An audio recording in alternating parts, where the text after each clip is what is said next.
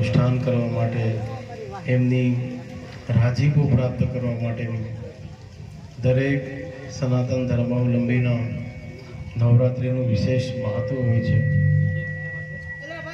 આખો દિવસ રોજમર્રાની વ્યવસ્થામાંથી કામ કરીને પણ જ્યારે રાત પડે છે એ નવરાત્રિ શારદીય નવરાત્રિ હોય એટલે એ 2-4-5 કલાક માટે જે પેલું કહે ને કે ગરબી આજે પછી આપણે કહે ને દીવામાં છેદ હોય, પાકા હોય ગરબામાં, એમાં મનુષ્યનો દેહરૂપી ગરબો છે. આપણે બધાયનો પોતપોતાનો ગરબો છે ને એની અંદર એક દીવો પ્રજ્વલિત છે.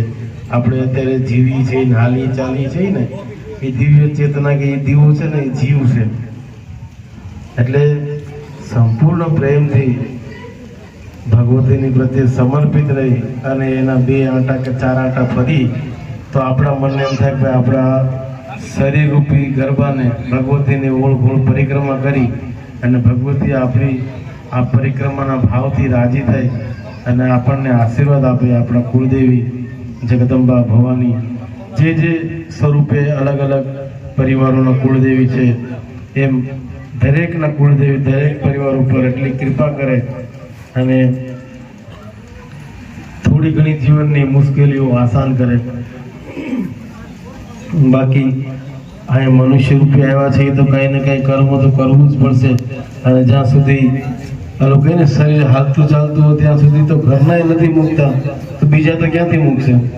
એ જેટલું થાય એટલું કરી લ્યો. પણ આ પવિત્ર શારદીય નવરાત્રિની અંદર ભગવતીની આરાધનાની અંદર તન મન ધનથી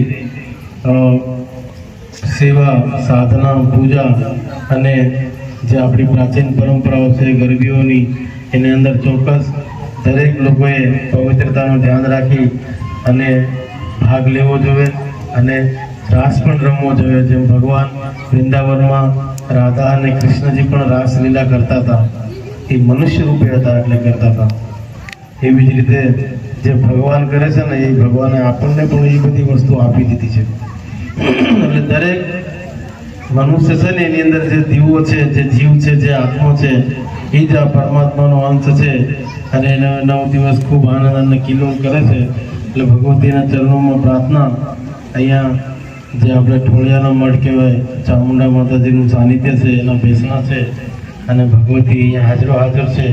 જે લોકો જે શ્રદ્ધાથી ભગવતીને સ્મરણ કરશે, યાદ કરશે, જે કોઈ પણ કામના કરશે, ગુરુ મહારાજ નેપાળી બાપુના ચરણોમાં પ્રાર્થના કરું કે એની પ્રાર્થનાને અરજી ભગવતી જલ્દી સ્વીકારે અને તમામ જીવનના સંકટો, બાધાઓ, વિઘ્નો દૂર કરે અને ખૂબ પ્રસન્ન રહે અને ખૂબ બધા સ્વસ્થ રહે. ઓમ નમઃ પાર્વતી હર હર મહાદેવ.